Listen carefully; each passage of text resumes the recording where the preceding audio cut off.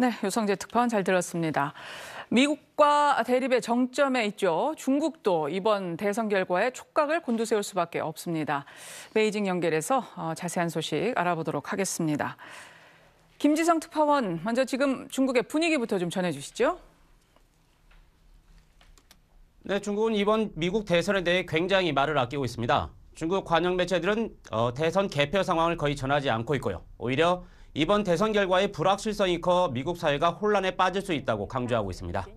조금 전 중국 외교부는 미국 대선은 미국 내부의 문제다. 우리가 언급할 게 아니라고 선을 그었습니다.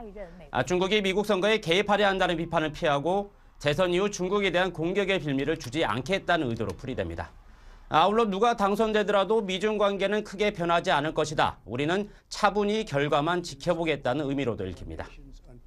네, 근데 그동안에는 트럼프 정부의 중국에 대한 압박이 상당히 거세지 않았습니까? 중국의 입장에서는 아무래도 민주당의 바이든 후보의 상당수 중국인들은 트럼프 대통령보다 같은데요. 바이든 후보를 선호하고 있습니다. 그동안 트럼프 대통령이 코로나 바이러스를 중국 바이러스라고 부르지 않았습니까? 또 그리고 통영사원 폐쇄와 각종 경제 제재를 한 데 대한 중국인들의 반감이 그만큼 크기 때문인데요.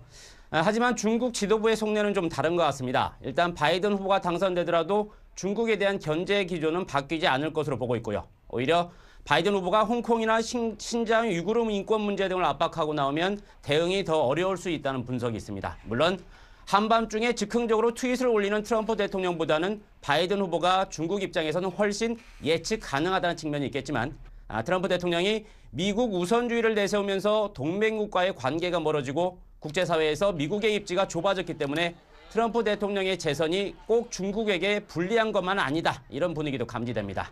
미국의 입지가 좁아질수록 중국의 영향력이 커질 수 있기 때문입니다. 네, 당장 오늘 저녁에 시진핑 주석의 연설이 예정돼 있다고요?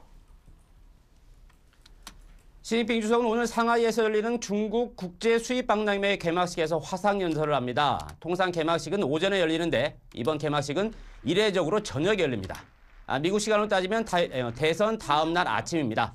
때문에 일각에선 시진핑 주석이 미국에 보내는 메시지의 효과를 극대화하려는 것 아니냐 이런 분석이 나옵니다. 그동안 중국 지도부의 행보를 볼 때 당선자가 확정되지 않은 상황에서 조심스러운 메시지를 내놓을 것으로 보입니다. 미국과의 관계 개선을 원하지만 중국의 발전과 핵심 이익을 건드리면 단호히 대처하겠다는 원칙적인 차원의 메시지를 내놓지 않을까 예상됩니다. 또 미국이 선거로 혼란한 틈을 타 다른 나라를 상대로 우군 끌어들이기에 나설 가능성도 있습니다. 지금까지 베이징에서 전해드렸습니다.